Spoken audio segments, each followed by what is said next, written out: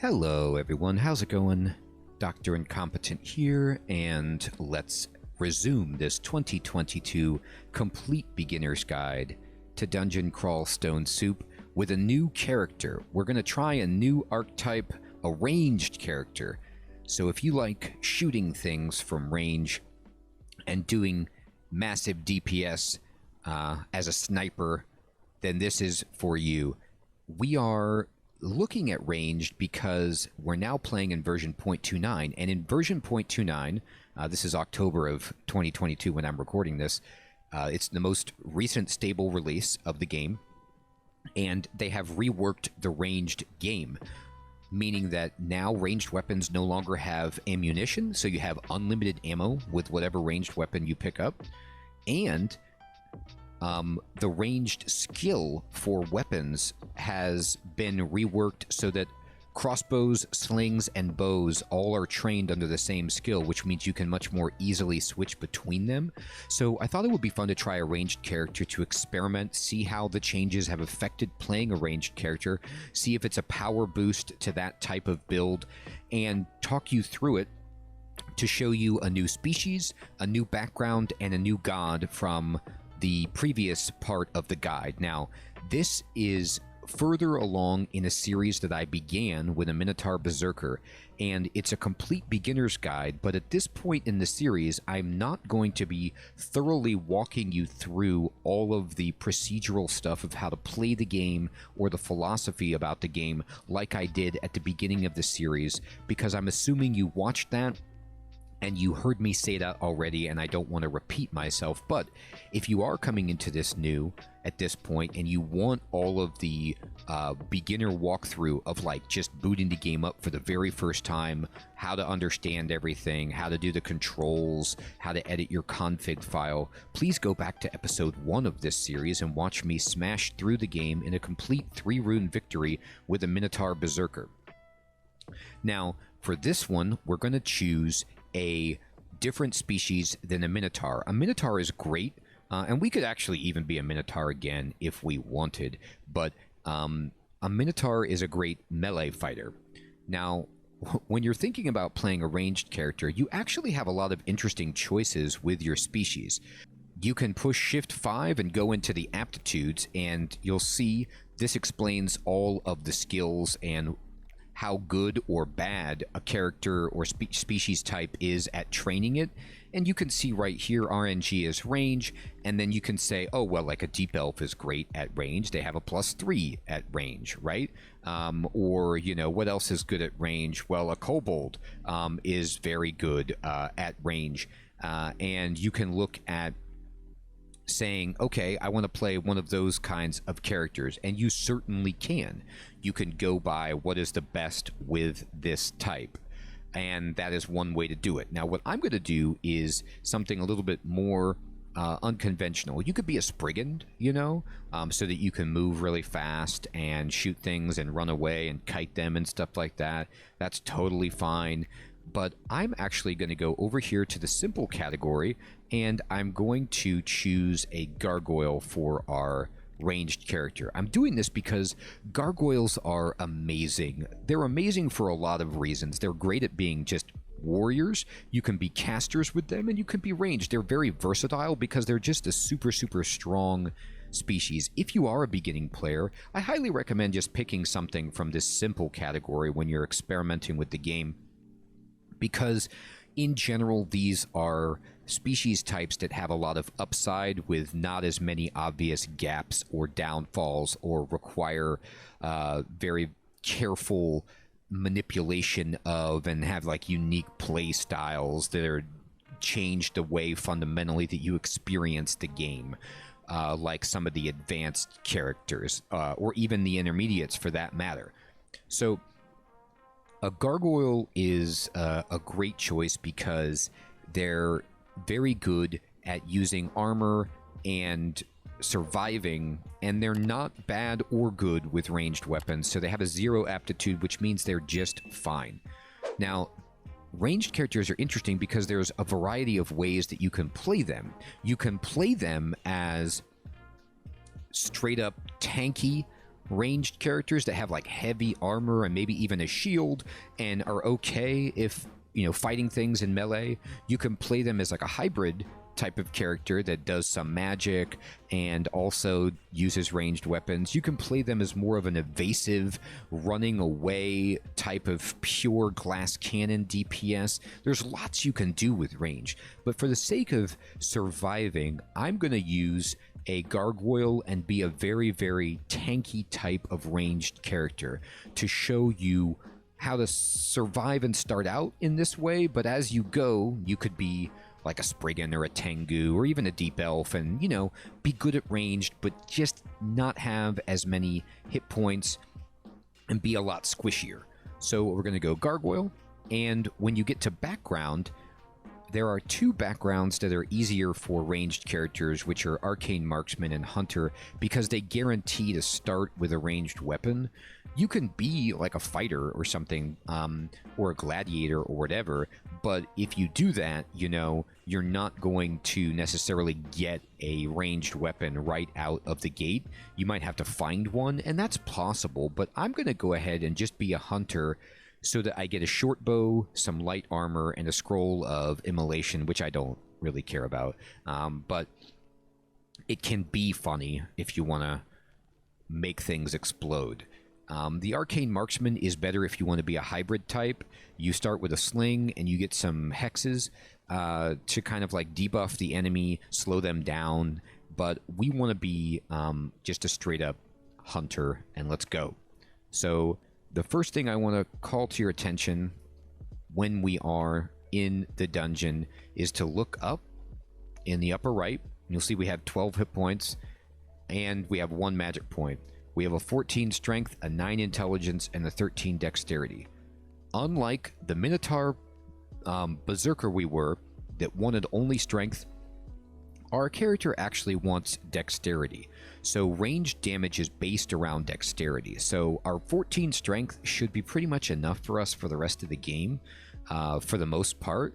And we want to boost everything we can in dexterity to do more damage with this character. They have overhauled dex. It used to be a pretty useless stat in Dungeon Crawl. Now it has a lot more meaning. So we're going to be raising our dexterity. Now, 12 hit points is not a ton. And Gargoyle actually has 10% less hit points than other species. So you might say, well, that seems like they're squishy too. Like, I thought you said we were going to be hardy. And we are, for these reasons. I'm going to push Shift A and show you the innate abilities that a gargoyle starts with. Gargoyles have a lot of racial or species abilities that give them an incredible amount of power. They are immune to sickness, miasma, poison, and petrification. Just immune. That does not mean resistant. That means you can never be poisoned. You can never become sick. You can never be affected by miasma. You can never be petrified. So right out of the gate, that's phenomenal. Additionally, you have stone skin, so you just get a +2 boost to your armor class passively from your skin. You also have 1 pip of resist negative energy. You are resistant to electricity, and you're resistant to unholy torment. So you get immunities and resists that all add up to a surprising amount of sustain. Your health pool won't be as impressive as our Minotaur Berserker, but everything else makes up for it. Like the idea that you just don't even need to worry about items for resist electricity or resist poison is phenomenal.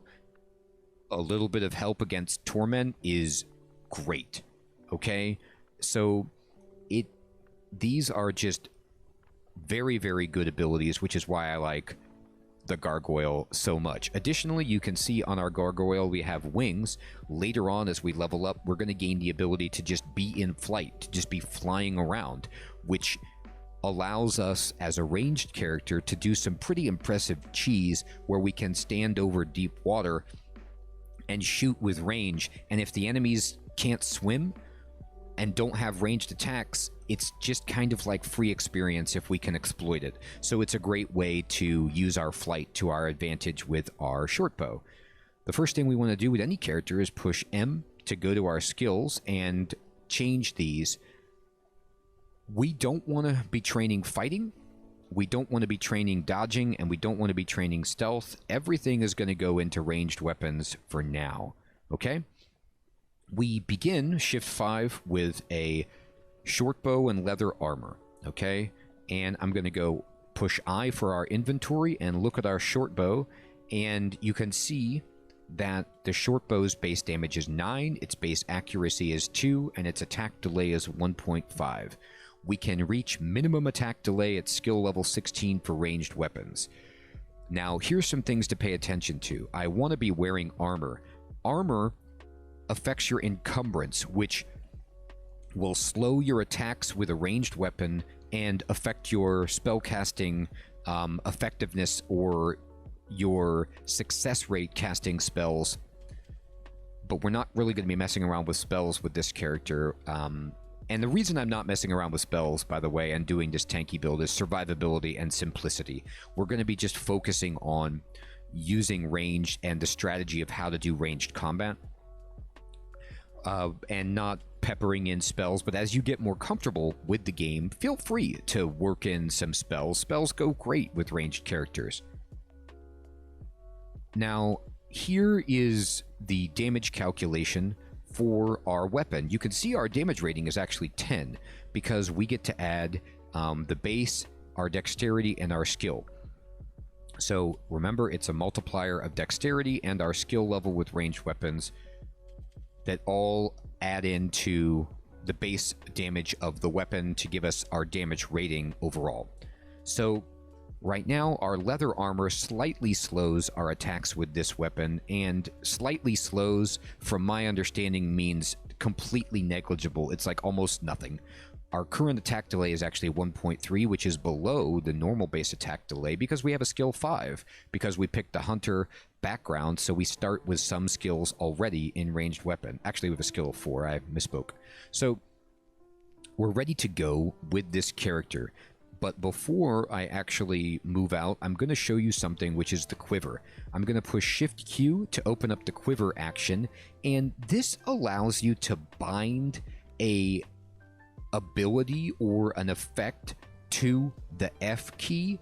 And I'm going to bind ranged weapons to the F key. So I'm going to just select fire, and now when I push F, you'll see that I open up this targeting system, which allows me to kind of aim my bow wherever I want it to go.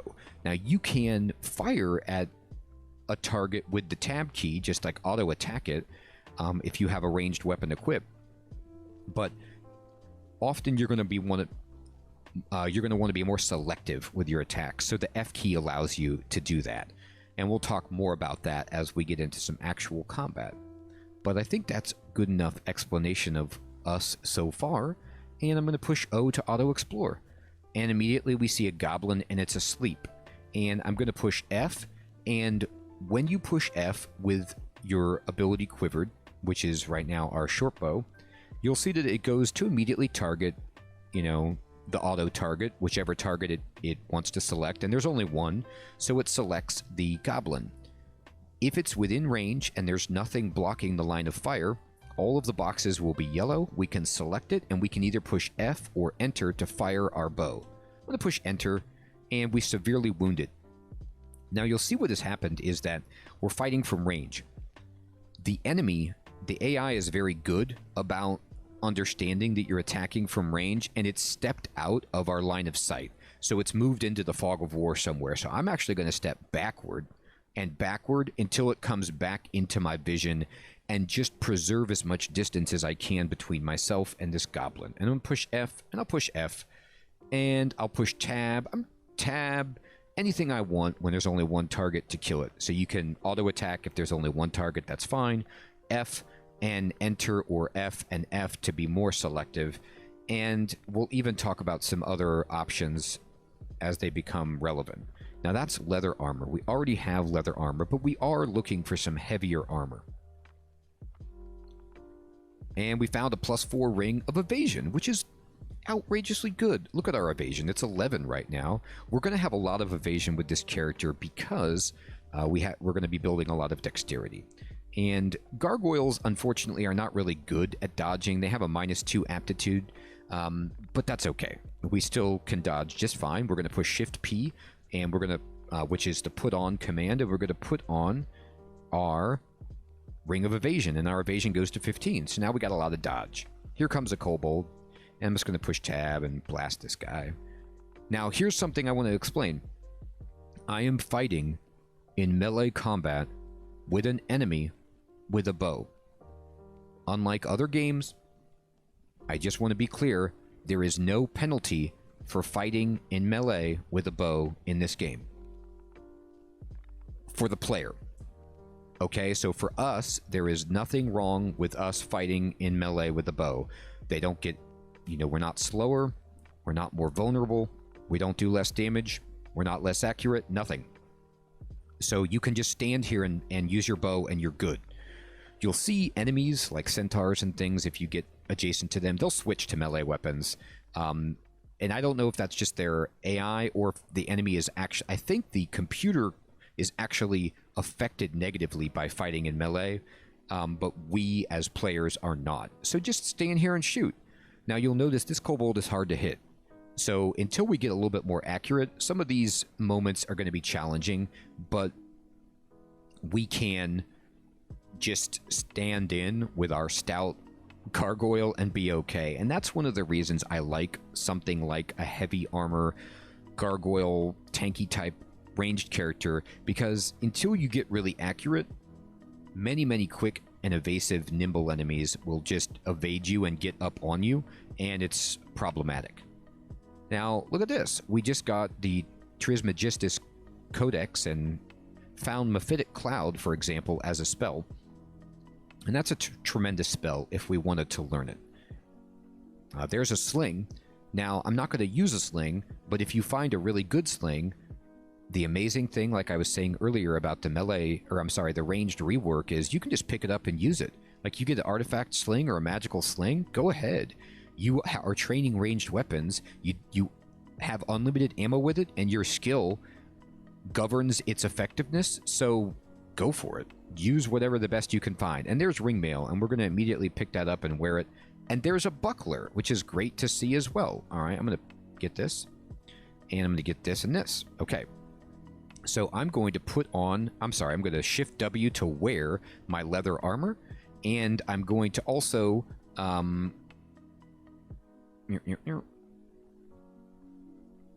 do I want to wear a buckler? I can't, because I have a short bow. But if I want to wear a buckler, if I want a shield, I can use a sling. All right, this guy's hitting us pretty hard here. We're being constricted, so we need to move away so we're not constricted. And we're going to shoot it, and we killed it. So, again, some things that are, like, evasive are going to be challenging for us at the beginning. Now, let me show you what would happen. Let's say we wanted to push W for wield and wield our sling, and then wear a buckler. You can have a sling and a shield. What does this give us? It gives us extra armor class. Oh no, that the extra armor class, I'm sorry, is from our ringmail. It gives us extra shield, all right? But let's look at the sling. The sling is base damage 7 with no base accuracy. So we're doing damage rating 8 with no accuracy bonus. And for right now, I'm actually going to wield my short bow. But I have to take off, okay, my buckler. So Shift T for take off buckler. W short bow. I'm doing this because it's more accurate and does more damage, and because a buckler is just not that great. Like, if I get a good shield, I might consider switching to a sling, but that's our choice if we want to have a shield and a sling, or if we want to go with a bow. A hand crossbow and a shield is also fine. It just depends on what kind of equipment we get. All right, level 2. Rest up. Now, I will show you this. If I go into I and I go into short bow, our ringmail is slowing our attacks by 0.1 because it's heavier armor. Because if I look at my ringmail, you'll see that the encumbrance rating is 7, which is telling you how much it's going to slow down our attacks with missile weapons, and it even tells you right here. But if we raise our armor skill, we can mitigate that. So I'm okay with slightly being slow to get to wear ringmail armor. That's completely a fair trade-off for me. This is 2 more points of armor class, and you'll also see on ringmail, its base armor is 5, whereas on leather, the base armor is only 3. So it's just better at helping us resist damage, which I want. Now, this is a faded altar. This is something you'll generally see very early in the dungeon, even on Dungeon 1 like we see here, and it's a great way to have early access to a god, but it's random. And I'm not going to use it, and I don't recommend you use it, because you don't know what you're going to get. And that's very important for a new player. Even a player like me, if I'm trying to get a win with a more difficult species, I want to have my choice of deity. And for us, I'd like to use not Trog, but another warrior type god, which would be Okawaru, if I can find it. But we might not have access. We'll have to see what we get. And I'm still using, by the way, you can see, hallway fighting techniques. I step back into this hallway. I'm fighting things one at a time in a hallway, just like I would with my melee strategy. But I don't have an axe, so I'm not going to cleave. So I want to fight things responsibly, one at a time. Now, this is a dart slug. Some of the biggest challenges you're going to have early with a ranged character are quick, evasive enemies and other enemies that have ranged attacks. The dart slug doesn't have to move, so we don't really have an advantage. We're just trading ranged attacks. I like to fight dart slugs in a place like this where it's around a corner, so if he does get a big hit on me, I can just step down and be out of his line of fire and rest up. But he's dead. There's a rogue, there's a ball python, boom. We want to get... There's plate armor. We're going to be really happy and pick that up. Now, plate armor is awesome, awesome, awesome. But watch this. If I... let me go back to the start.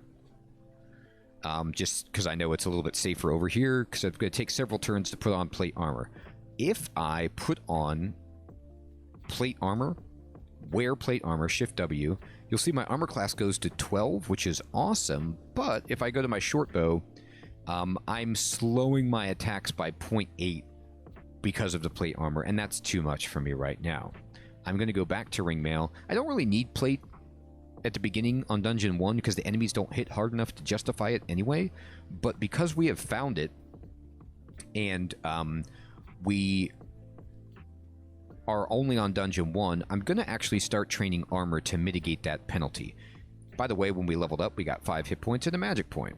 Alright, I'm going to go down, and I'm going to start training armor. Now, gargoyles are good at armor, so we get a little bonus there, and we're going to train ranged and armor. I'm not going to train armor super high, but I'm going to see what a few points will do. I've been constricted by this ball python, so I'm going to step back to break the constriction.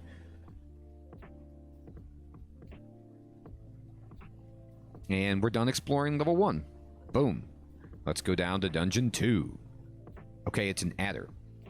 I'm going to shoot, shoot, shoot. And we're standing here and we're just firing away and we killed it. An adder, you saw it was a yellow threat enemy. It's an extremely difficult enemy early in the game, but not for the gargoyle because we can't be poisoned. Most of the difficulty rating from an adder is because of its poisoning, but we're just like, whatever. And now we're level 3. This is a huge boost in our character's power because we get to pump dexterity, and at level 3 you get 2 stat points. So we just got dexterity 15, right? Which, for those of us keeping track at home, all right, we have already boosted our armor class. Our evasion went down from 15 to 14 because ringmail is going to reduce our evasion versus leather armor. But if I go into eye and I go into short bow, you'll see that our damage rating has gone up to 11. It's a combination of our dexterity raising and our skill raising. So now with our dexterity up, we evade better and we do damage better. So that's huge. And I'm just going to shoot this at her. And we got it. Ranged weapons went up to 5. Armor went up to 1. Okay, beautiful. And we're going to just kind of push O, auto-explore around. And how many scrolls do I have? A bunch. I'm going to kill this cockroach. And I'm going to actually go upstairs. And I'm going to read all of my scrolls. Vulnerability, summoning, and teleportation. And I'm just going to rest by pushing 5 until vulnerability and teleportation kick in. And we're going to lose our summons, unfortunately. But now we've identified some scrolls. We killed that goblin who has a dagger of venom. I'm going to pick it up just in case I feel like it. Probably won't need to use it, but maybe. It's a good thing to have. And we're just going to fire away. Level 4. And we got a strength. So at level 4, you get a random stat. We got a strength, which we'd rather have a dexterity, of course. Ooh, there's a ring of dexterity. Baller. But strength is actually good for us because it will help us with encumbrance, like with heavier armor. So that does come into play for us, in effect. Now, we're going to put on... Watch this. I'm going to step back here, and I'm going to go I, and I'm going to show you short bow, damage rating 11, and I'm going to show you ring mail. It still slows us by 0.1. I'm going to put on the ring of dexterity, okay? You'll see that my evasion has crept up to 15 with that ring of dexterity. I'm going to go I, short bow. You'll see that our damage rating went from 11 to 13 with that ring of dexterity. It is amazing for us, and we're still slowed because dexterity does not govern our encumbrance, but man, how about that? We're doing nicely so far. Oh, there's a scroll shop. That's cool. What you got for us? Perfect. This is so awesome. So we have 59 gold. I'm going to buy 2 scrolls of identification right now. This will not only identify, of course, scrolls of identification, but we buy it. Yep. And we're going to read, identify. Oh, we have 3. And we're going to identify a potion. It's Potion of Flight. And identify our other potion, Invisibility. Those are not that great, but whatever. We're going to shoot the worm. Now, a worm is a great example of kiting because it moves slower than us. So a worm is actually kind of hard. He has a lot of health, but we can blast him and just run away and walk away from him forever, provided we have enough space. And we just found a potion of heal wounds, which is great. So now I have a potion of heal wounds. Oh man, look at this too. We're up to 26 hit points. So we leveled up to 3 and 4, and we got ourselves, about 9 hit points in that process. I think we started with 12, and I thought we went to 17, and then now we're at 26. But either way, way more hit points. Another scroll of immolation, which don't really care about unless we get the right situation to use it. Bam, bam, bam. Oh, okay. Now, I'm going to show you something about ranged characters right here. If I push F and I try to shoot the Ophatubus, there's a chance I'll push F and show you that if I miss, the cockroach got hit. I missed with my arrow, and it went through and hit the target behind it. That is actually good in this situation. I like that. But if I don't want that to happen, you can push F and target the Ophatubus and push period to fire, and what that will mean is that your shot will stop on that square even if it misses. So that means, like, if you have an ally or there's a neutral target that could be hit by your shot, it won't. But I'm not going to do that. I'm just going to keep shooting, and eventually we'll kill that thing because, we can. But we're trying to kill a bug with a bow. It's pretty tough, but we did it. And I'm going to rest up. And we're going to keep exploring Dungeon 2. An un-ID'd scroll. Great. Okay. These are some good spells. I mean, Teleport Other, pretty decent. Gale's Gravitas. These are some nice translocation spells that we could use if we were really good at magic, but we're not. They can synergize nicely. Translocation is a great mix with range. You just kind of like manipulate where enemies are and try to exploit your range with it. here's a bunch of enemies. I'm going to do something just for experiment that's ill-advised. I'm going to read a scroll of immolation, okay? Yes. Now, you'll see when you read a scroll of immolation, it asks you if you want to, first of all, because it's dangerous. And I said yes with capital Y, and you'll see that now these enemies that were on the screen in my line of sight have, like, in the upper right corner, an icon that looks kind of like a Molotov cocktail or something, a little ball of flame. And what that means is if I kill them, they will explode. So I'm going to fire here, and now I'm going to run away. Because the bat is a problem. I need the bat to, like, flit away from me, but it's not doing that as much as I'd like. All right. Let's see. Let's see if we can hit the... Nah, we didn't hit. What we want to do in this spot is try and hit something far enough away so that if it explodes, we aren't hit in the explosion. This is what immolation does, which is really fun, and it can be a very powerful effect, but they ask you because they don't want you to die in the process. And I don't want to die. So what am I going to do? I'm going to wait until it wears off and step over here. And I'm going to fire at this guy, and I'm going to take him up the steps. But he's constricted us, so we can't go up the steps. So we'll kill him. I'm going to take these two up. I'm going to fire at the endoplasm and get out of that. So I wanted to show you what immolation does, but I am a person who generally never uses that ability because I find the swings too risky. But functionally and for comedic purposes, it's cool to show you. If you can get in the right spot where you know the enemies can't get close enough to you and you know you can kill them, by all means, use it. But if not, just keep it in your back pocket. All right, so we have completed now Dungeon 2. We are experience level 4, and our character has got plate armor, a buckler, and we found a ring of dexterity and evasion. We are doing amazing so far, and I'm really enjoying this ranged character. I look forward to more. I'd love to answer any questions you have in the comments below, but this is a good place to stop this particular episode, starting out with a brand new species background and character archetype in Dungeon Crawl Stone Soup. Take care, everybody.